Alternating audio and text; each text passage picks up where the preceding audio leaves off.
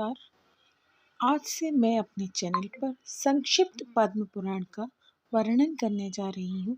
इसकी कुछ रोचक कथाओं का संग्रह करके लाई हूँ और इसके हम जानेंगे कि हमारी सनातन संस्कृति कितनी महान है। इसमें सबसे प्रथम जो कथा है वह है पद्म पुराण का स्वरूप क्या है और उसका परिचय क्या है। चलिए शुरू करते हैं। कहाँ से आया पद्म पुराण ये जानने का प्रयास करते हैं। तो चलिए, श्री व्यास जी के शिष्य परम बुद्धिमान लोमहर्षण ऋषि ने एकांत में बैठे हुए अपने पुत्र उग्रशर्मा नामक सूत से कहा, बेटा तुम ऋषियों के आश्रमों पर जाओ और उनके पूछने पर संपूर्ण धर्मों का वर्णन करो। तुमने मुझसे जो संक्षेप में कहा है वह उन्हें विस्तार पूर्वक सुनाओ। मैंने महर्षि वेदव्यास जी के मुख से समस्त पुराणों का ज्ञान प्राप्त किया है और वह सब तुम्हें बता दिया।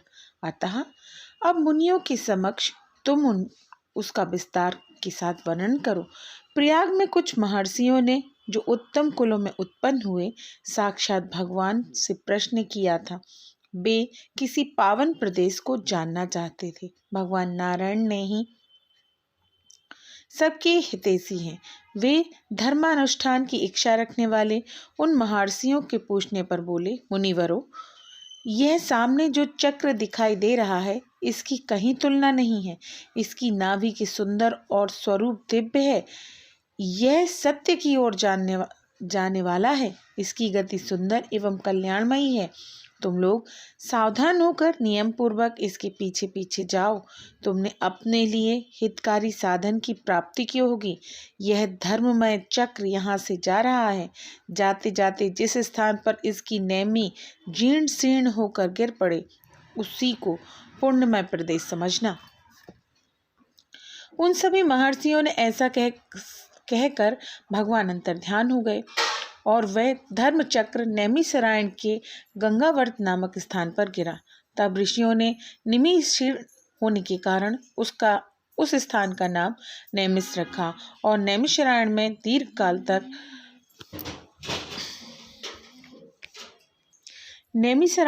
दीर्घ काल तक चालू रहने वाले यज्ञों का अनुष्ठान आरंभ कर दिया।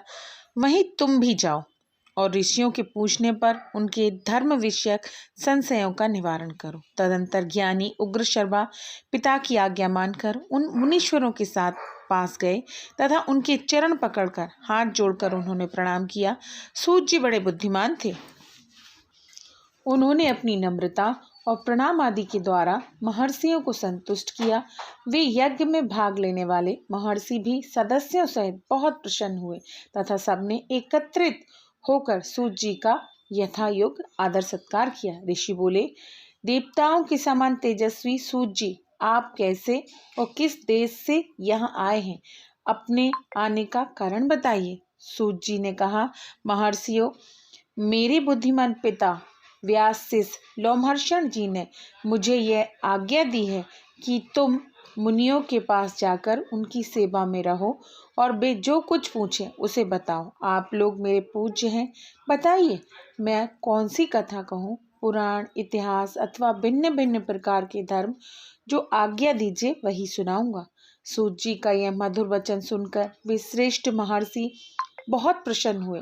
अत्यंत विश्वसनीय विद्वान लोमहर्षण पुत्र उग्रशर्मा को उपस्थित देख उनके हृदय में पुराण सुनने की इच्छा जागृत हुई। उस यज्ञ में यजमान थे महर्षि शौनक, जो संपूर्ण शास्त्रों के विशेषज्ञ, मेधावी तथा विज्ञानमय आरण्यक भाव के आचार्य थे। वे सब महर्षियों के साथ श्रद्धा का आश्रय लेकर धर्म सुनने की इच्छा से बोले। शौनक ने कहा, महाबुद्धिमान सूत जी, आपने इतिहास और पुराणों का ज्ञान प्राप्त करने के लिए ब्रह्म ज्ञानियों में श्रेष्ठ भगवान व्यास जी की भली भांति आराधना की है।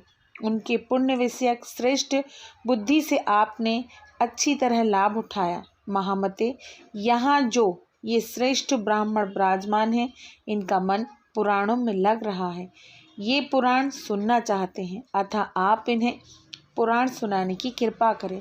ये सभी श्रोता जो यहाँ एकत्रित हुए हैं वही बहुत ही श्रेष्ठ है। भिन्न भिन्न गोत्रों में इनका जन्म हुआ। ये वेदवादी ब्राह्मण अपने अपने वंश का पौराणिक वर्णन सुने। इस दीर्घकालीन यज्ञ के पूर्ण होने तक आप मुनियों को पुराण सुनाइए।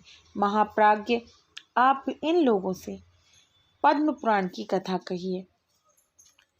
पद्म की उत्पत्ति कैसे हुई, उससे ब्रह्मा जी का आविर्भाव किस प्रकार हुआ तथा कमल से प्रकट हुए ब्रह्मा जी ने किस तरह से जगत की सृष्टि की, ये सब बातें इन्हें बताइए। इसके आगे की कथा जानने के लिए आपको अगले भाग का विचार करना होगा। मिलते हैं अगले भाग